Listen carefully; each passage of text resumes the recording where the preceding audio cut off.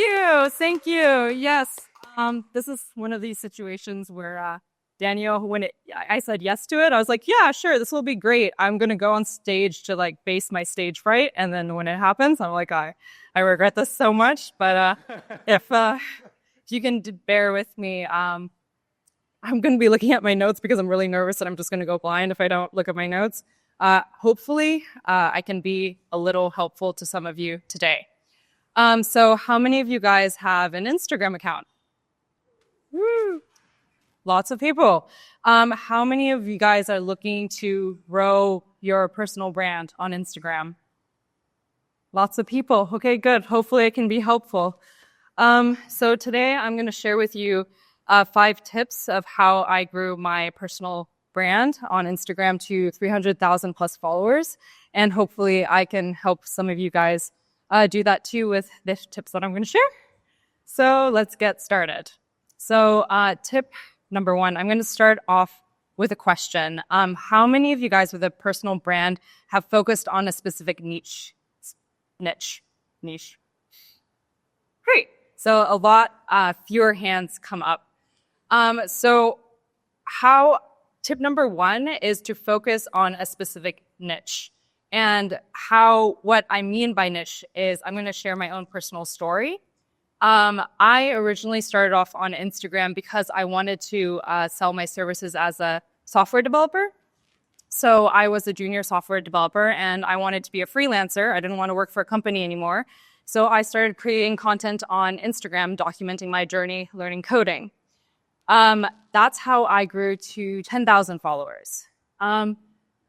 When I moved to Thailand with the goal of becoming a digital nomad and also part-time Muay Thai fighter, I started creating a lot more content around Muay Thai. And then that is how I grew by 300,000 followers, is when I doubled down on the fighting niche, specifically in Muay Thai. The times where I stagnated was when I was trying to create content for both niches. So I was like, oh, wait, I want to be known as a coder, but I want to be known as a fighter. And so I was constantly alternating. And then that's when my growth stagnated. And that is something that I'm witnessing now because I'm starting to do a pivot away from Muay Thai. And I want to talk more about entrepreneurship.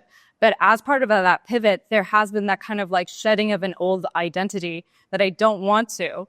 And so then I want to share content about both, and that's when growth stagnates. So if you want to grow on Instagram, it helps to focus on one niche specifically and focus specifically. Yeah. Okay, I'm repeating myself. Okay, so yeah. That's tip number 1. So tip number 2, how many of you guys love the process of creating content? Raise your hand. Not too many people either. So that's the thing. So tip number 2 is you need to fall in love with the process of creating content. I really like to make the analogy with the gym. For example, if you develop a love relationship with the gym, you love going to the gym every single day, then the gains become a side effect. It becomes a bonus. But if you hate going to the gym, you're struggling to go every single day, it will most likely you will stop when it gets hard. You won't build up the habit. So the easiest hack, first of all, is to fall in love with the process. So I'll share my personal story of how I fell in love with the process, which leads to tip number 3.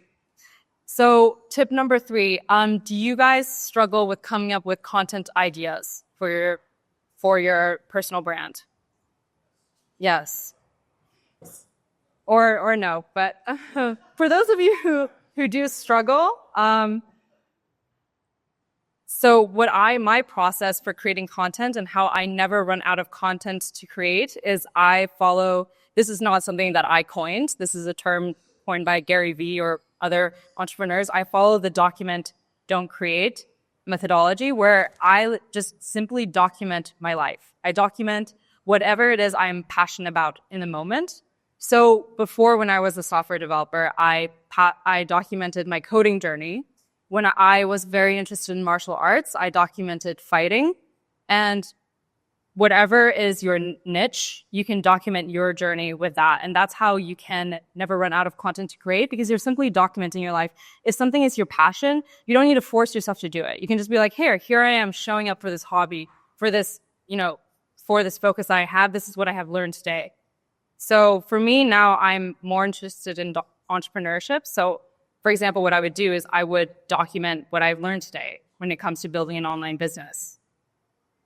Okay, so I can't wait for this to be over. It's rich. So tip number 4 is, do you ever, even if you're passionate about something, you never run out of content to create, do you ever kind of just get tired of it? You're just like, I can't be bothered to create more content. It's like you always know it's for someone else. So this comes to tip number 4 is, how do you value your own